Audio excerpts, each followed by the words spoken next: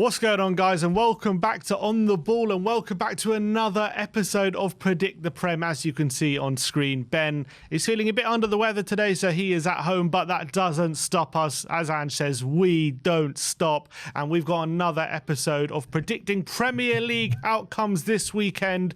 Obviously, you know the score by now.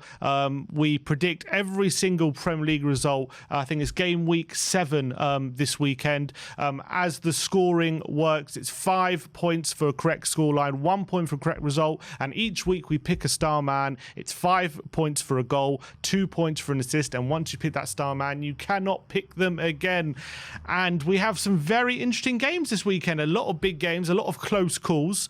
But I think Ben leads 87 to 82 at the moment. But as we've seen in Predict the Prem, that can change very, very quickly. So we'll start with the early kickoff this weekend. Aston Villa take on Brighton. I have gone for 2-1 to Aston Villa. Ben has gone for 2-2. You see a stalemate in this one. You can't separate them. Yeah, I went for 2-2. I think Brighton, on the back of that 1-0 defeat to Chelsea, I think De Zerbi is going to get them riled up after that one for sure. But having said that, Aston Villa are a very good home side, and I think they consistently get good results at home. I think it's going to be a really interesting tactical battle, really interesting game of football. But I couldn't really split them, so I've gone for 2-2. Yeah, I've just gone for Villa to shade it. I think home advantage might count in this one, and I think they're going to be super aggressive. I can see them really frustrating, stopping Brighton from playing their football, and I think they've really got the tools with Watkins, Moussa Diaby, maybe Leon Bailey as well in that front line to really exploit what Brighton's defence has. But with Brighton, we know how they like to play their football. I'm sure they're going to give Villa some trouble as well. So I don't see it being an easy ride. I see it being a really close game, but I've gone for Villa to shade it with the home advantage, so 2-1. Next up, we go to Bournemouth as Bournemouth take on Arsenal at the 3 p.m. kickoff. And look, Arsenal have a host of injuries going into this game, but I've gone for 1-0 to Arsenal. Ben has gone for 1-1. I've just gone for Arsenal to shade it because even though they're struggling with a lot of injuries, obviously they got over the line in midweek against Brentford, and to be fair, it was Brentford's first team, so I don't think we can say that Brentford rested a lot of players in that one, despite the fact that Arsenal did rest a lot of players. They just about sneaked it, and I think Arsenal, despite their injuries, could have a good enough team to put out there just to control the game. I'm sure Bournemouth will give them a lot of trouble, but I think Arsenal will have enough just to see out a 1-0 win. Not to say it'll be convincing, but I think they're just going to shade it. So you've gone for 1-1. Yeah, I did have 1-0 to be honest, and then I just changed it when I just saw all these injury news popping up. But Saliba is going to be a big one if they are missing him. He is a doubt going into it, so there's still a chance that he is going to play the game. But I'm just erring on the optimism that he is going to miss the game, to be honest, Saliba. And if he does, then I think that there could be something in it for Bournemouth. It is a tough place to go. They haven't won a game this season yet, but they're playing some good stuff, to be honest, so far this season. I think Arsenal are yet to really get going properly this season, albeit they are getting good results on the board. And with a host of players out and a lot of important players out as well, I've just got a feeling that there could be a bit of a slip-up from Arsenal this weekend, so that's why I've gone 1-1.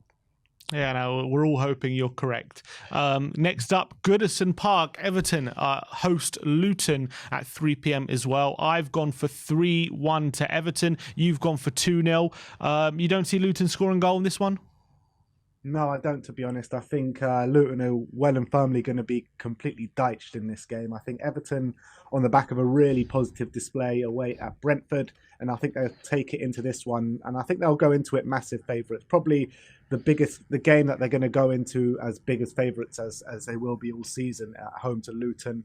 I haven't been impressed with Luton whatsoever. Everton, on the other hand, even in some games that they've not got the results, I feel like they've had the chances to go and get better results. So I think Everton will win this one quite convincingly. I was kind of toying between 2 and 3-0, but I've just gone for 2-0.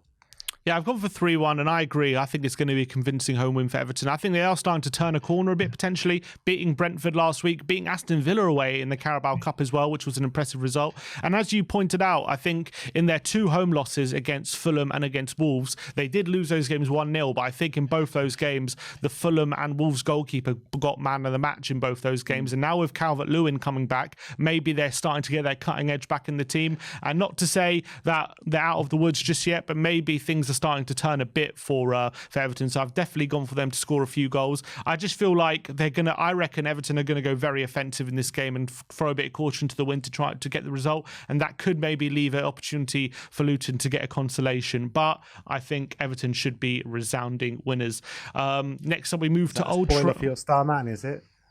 No words, no spoilers. Next up, we go to Old Trafford. Man United host Crystal Palace at the 3 p.m. kickoff on Saturday. I've gone for 2-2 in this one. And in fact, Lisandro Martinez being injured, I didn't even know that when I made this prediction. So that definitely plays in my favour. You've said 2-0. You've gone for Man United to keep a clean sheet. I know Man United pretty much very easily beat Palace in midweek 3-0 in the same fixture in the Carabao Cup. I do think Palace did rest a few players. I think Edouard and Eze are going to come back into the team. I think they're going to give Man United a bit more of trouble, a bit more of a different challenge in this one. And I can see them really hurting them on the counter-attack. But I think Man United, obviously off the back of 4 consecutive losses, they did beat Burnley 1-0 in an unconvincing win last week. And then they won in the Carabao Cup, more convincing. But I'm still not fully bought into Man United just yet. I think that Martinez injury is going to be a big blow. Reguilon as well is out, so Amrabat likely to go back to left back.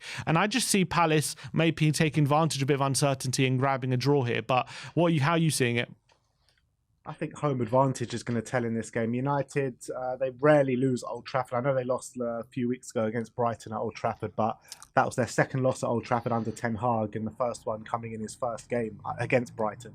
So I think when Palace usually go to Old Trafford, it usually is a one-way traffic and a one-way scoreline, and that's Manchester United to usually win. Yes, Man United do have kind of injury problems, but I'm looking at the form of Crystal Palace in all competitions, winless in 3 games, away at Villa. They were really disappointing last weekend at home to Fulham, and obviously in the midweek against Manchester United, 3-0 at Old Trafford, and I'm going for a bit of a repeat. Not as convincing as 3-0, but I've gone for 2-0.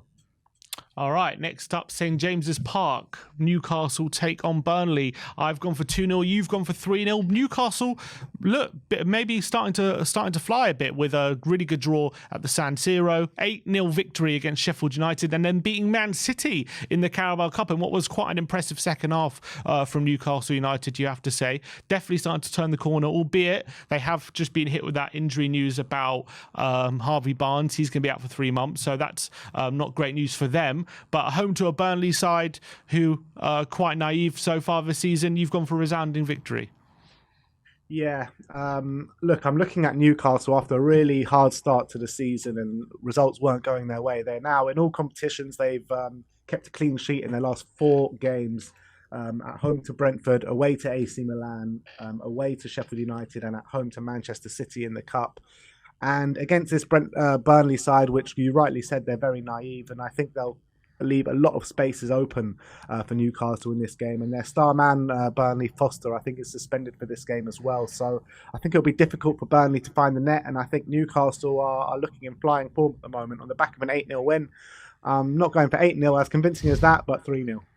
Yeah, I agree. I think Newcastle definitely coming to this a lot more confident. It was a pretty poor start to the season for them by maybe from last year's standards, but I feel like they're definitely starting to turn the corner, starting to get that level of performance back, and I think they'll definitely brush aside Burnley, albeit I thought Burnley performed fairly well against Man United last week in what was a very close defeat, a bit of quality from Bruno making the difference. And I see maybe them having periods where they're keeping possession and maybe giving Newcastle a bit of trouble. But I just think defensively, they're not strong enough to keep Newcastle out. And offensively, without Foster, especially in the team as well, I think Newcastle should have enough to keep the clean sheet. But I've gone for 2-0 instead of 3-0. Going to the Olympic Stadium, we got West Ham against Sheffield United. I've gone for 1-0. You've gone for 2-0. Sheffield United off the back of an 8-0 drubbing last week against Newcastle. I feel like there's going to be a bit of reaction to that. They're going to want to show that isn't how their standard, and they want to basically shut up shop a bit. And I also feel like West Ham, clearly got very good players, having a very good season at the moment. But when they come up against a clogged up Sheffield United team who are looking to frustrate them, I feel like they might have a bit of trouble. But I think with the way the players at West Ham have, I just can't see Sheffield United keeping a clean sheet, and I don't think Sheffield United will have enough going the other way to hurt a West Ham team who are quite good in defensive situations. So I've just gone for West Ham just to shade it 1-0, but you've gone for 2-0. Yeah, I couldn't really see Sheffield United hurting West Ham, to be honest, in this game. On the back of an 8-0, I do see very much a defensive kind of comeback from the 8-0 defeat at Newcastle against Newcastle last weekend. But where I see Sheffield United being susceptible to conceding goal is set pieces, and no one better than West Ham, to be honest, with James Ward-Prowse and a lot of players that they have there that are very strong at set pieces. David Moyes' team as well. So I see West Ham winning this. I think it's going to be a very dull game of football, this one, to be honest. But I think a couple of set pieces from West Ham and James Ward-Prowse to carry on his excellent form at the start of the season. Yeah, can definitely see that happening. Molineux now. Wolves take on Man City this weekend. We've both gone for 2-0 to Man City. Obviously, Wolves, decent team, and they definitely have the level of performance hasn't been terrible, but only one win so far in 6 games. They've only scored 4 goals in those 6 games as well. So 6 goals in those 6 games. So really porous. Apart from Pedro Neto, can't really see where Wolves can hurt Man City, can you? Yeah, but to be fair, you're looking at Wolves' home form, you're looking at Man City's away form. Man City are not really keeping that many clean sheets on the road so far this season, and Wolves seem to be scoring, even if they're losing, they seem to be scoring. They got a goal at home to Liverpool, got a goal at home to Brighton. I'm kind of arguing against the score I've picked here, but maybe it's a turn for the form books then, so 2-0 to Man City, but I do think it's going to be fairly convincing. Matthias Nunes as well, coming back to his old club after the move this season. Maybe he can have a big say. Yeah, I just can't see Wolves coming away with this. I think Man City should have control of the game. I think maybe when they played Liverpool, they maybe took advantage of a sloppy first half from Liverpool, and they ended up going a goal up. But I feel like Man City in the moment, I know they went out of the Carabao Cup against Newcastle, but they were well in control in that first half, and they must be very disappointed they didn't take the lead. Haaland got well rested as well. Didn't play in midweek, I don't think he came on, so I'm sure he'll be fit and firing going into this game. So even though they've got a few injury problems, I still feel Man City should have too much for Wolves, so both gone for 2-0. Now 5:30 kickoff at the Tottenham Stadium, probably the big game of the weekend. Spurs play Liverpool. I've gone for 2-2. You have gone for 3-2 to Spurs, so Spurs carry on their good form you've gone with. I just think that Liverpool are playing I think very, very well this season. I'm really liking the look of how their squad is shaping up and where their squad is at. I think going forward, they're absolute dynamite, and what I'm worried about is even late in the game they make a few changes, and the quality they have off the bench in that forward line is absolutely frightening. So I definitely see Spurs having a bit of trouble keeping Liverpool at bay, but I think Liverpool as well, the way they play with their midfield, I think Basuma and Maddison, if he's fit, it looks like he will be, I think they'll be licking their lips at that and thinking they can definitely get that advantage in the centre. And we know Sonny usually has a good game against Liverpool, and I think they're perfectly set up to play Sonny's running in behind, exploiting that space. So I definitely see a good tactical battle. I couldn't separate it, so I've just gone for 2-2, but you've gone for Spurs to shade it.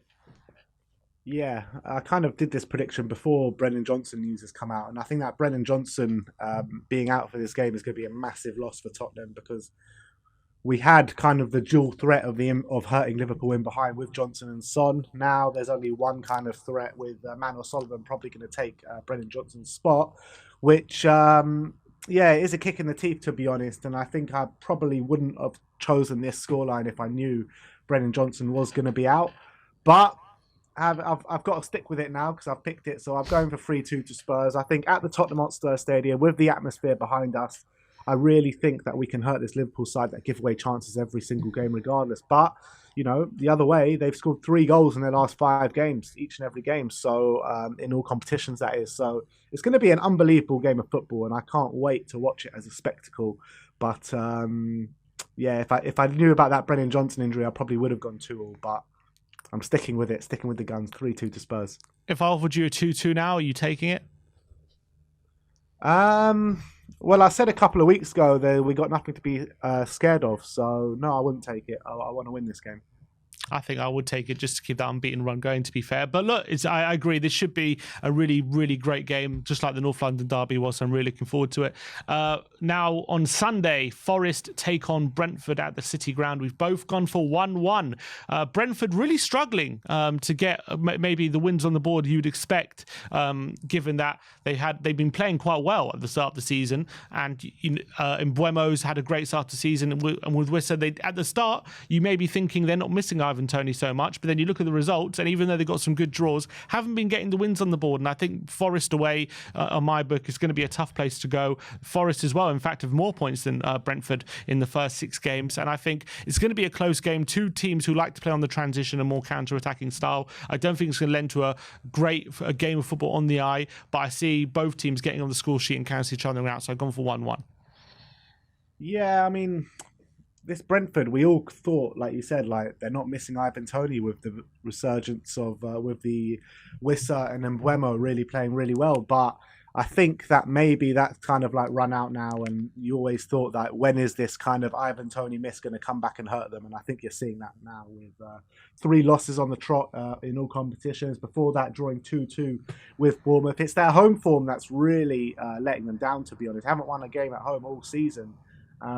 On the flip side of that, Nottingham Forest have been really impressing me so far this season, albeit they're not getting consistent results, but they're getting more results than I expected them to get against the teams that they're getting them against. The 1-0 win at Stamford Bridge a couple of weeks ago, very impressive. So it's going to be a good game of football, this one. I think quite a few chances at either end, but I'm going for 1-1.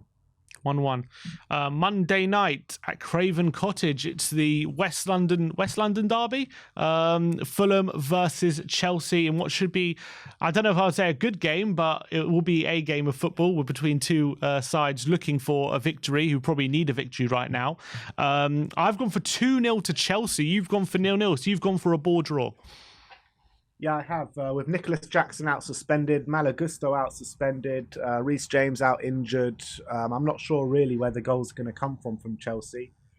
Fulham, on the other hand, they're playing fairly well at the moment, getting some good results. And last 2 games in the Premier League against Crystal Palace and Luton, they've kept clean sheets. So I'm going for that to carry on here against a very lacklustre Chelsea side. Yeah, for Fulham, I don't see where the goals are coming from at the moment. Jimenez just hasn't replaced Mitrovic at all in terms of that goal output. I look at their wingers, and Willian isn't even as good, it seems, as he was last season after a fairly decent season for him. They're not really hurting teams. I mean, the 1-0 against Luton, they just about go over the line, and they weren't even impressive in that game. The only game they did impress was against Arsenal when they played with 10 men for a lot of the game. They did get the draw, but from an offensive point of view this season, they've been pretty poor. 5 goals in 6 games, and I see that again carrying on against Chelsea. Chelsea got a really good confidence boosting win against Brighton midweek, and to be fair, was pretty impressive, although Brighton did miss a lot of chances, but you expect that when you play against Brighton. And obviously Nick Jackson got that goal that he so desperately needed, but as you say, he is out suspended, so who they put up front is a good question. To be fair, I think it didn't come into my thinking that he's suspended for this game when I made that prediction, so I did go for 2-0, but I am going to stick with it. I think maybe Broja will come in, maybe I don't know who they're going to play up front, maybe put Sterling central, maybe bring in Madueke on the right. Sorry? Probably Sterling. So I think that win in midweek maybe will give them a lot of confidence going into this game. So I think they have been, in terms of performance-wise as well, I expect them to dominate. I expect them to play how they've been playing this season. And without that threat from Fulham, I just think maybe that'll give them confidence to go and get a couple of goals and win the game 2-0. So I've gone for Chelsea to break their winless run, their three game. Well, they won in the Carabao Cup, so they broke that already. But I've gone for them to turn it around. Star man this week, we've both gone for Everton players. I've gone for Dominic Calvert-Lewin. You've gone for Abdoulaye Doucouré, who's actually in decent goal scoring form this season for Everton. Seems to be getting a lot early goals. I think Calvert-Lewin, 2 goals in his last 2 games, coming back to full fitness. I think he's looking sharp again, so I think he'll definitely be in confident mood against Luton. But what are you thinking on Doucouré? Yeah, I picked Decore originally, then I changed it to DCL. Then Sammy messaged me being like, "Yeah, you need to change DCL." So I went back to Abdoulaye Decore.